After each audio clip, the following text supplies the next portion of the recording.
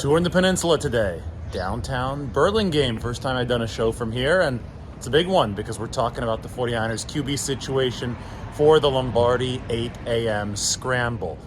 Obviously, you've heard by now, Brock Purdy's surgery has been delayed until at least March. And the operative take right here is that we simply don't know, because Brock Purdy himself said in the lead up to the Super Bowl that Dr. Keith Meister, leading elbow specialist, is actually going to have to get into that elbow to figure out exactly what the prescribed operation will be. Is it going to be the internal brace, which would be a quicker recovery, or is it going to be a longer kind of reconstruction? Not necessarily Tommy John, but a hybrid between the internal brace and a reconstruction, which would be a longer recovery. And we simply don't know until he can actually get into that elbow.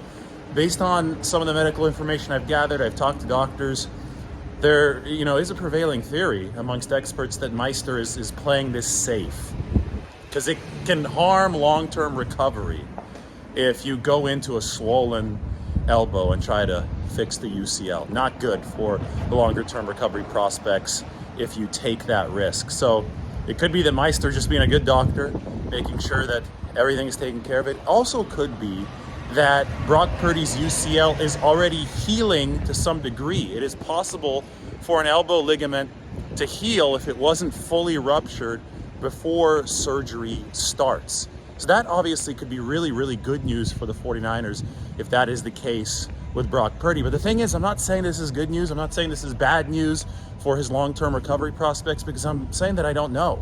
And we all don't know. And we need to hold off on the hot takes. What we can say, though, is that the 49ers have found themselves in this crazy carousel of QB injury purgatory.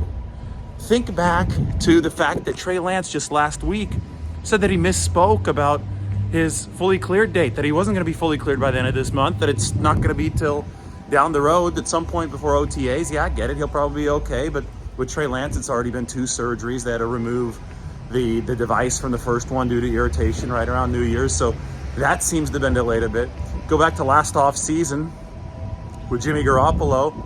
Whole month passed before he underwent surgery. Then his return was delayed. Then he was on the side field when the 49ers thought they would still trade him. That was a purgatory-like vibe. Just look at this past season. I mean, that was an all-time NFL injury catastrophe in the NFC Championship game when the 49ers lost all their quarterbacks, and Jimmy Garoppolo wasn't able to come back in time, even though they initially thought that he might be able to make it back in time to at least be an emergency QB in that game. So, I mean, this cycle just keeps on smashing the 49ers. It's definitely frustrating for them.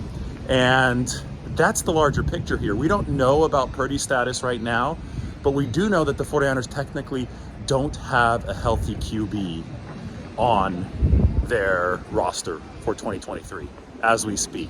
They don't have a healthy QB for 2023 on their roster because Trey Lance hasn't been fully cleared. Now, is that dramatic? I don't think so, not given the context of what's going on.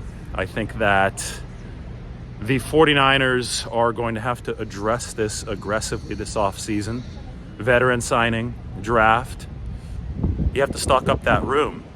And you can't take QB health for granted. Not after the catastrophe of 3 weeks ago in Philadelphia, not considering the purgatory-like cycle that we see happening with these QBs. But as far as Brock Purdy goes, don't freak out in either direction. Wait until the facts come out. Wait until they actually can start that surgery so they can see what the UCL repair is going to be like. Because there's a chance that this recovery is quicker than 6 months if that ligament's already healing.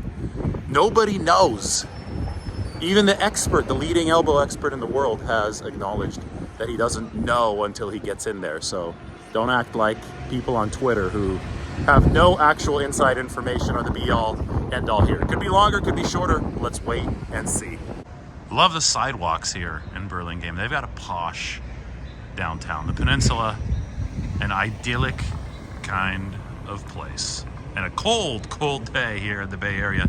Some storms, I guess, in Southern California, creating a lot of wind. But it is beautiful and sunny and colorful, as always.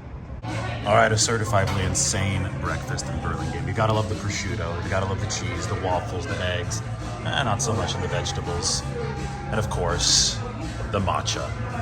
Milk and honey, that's the name of the place.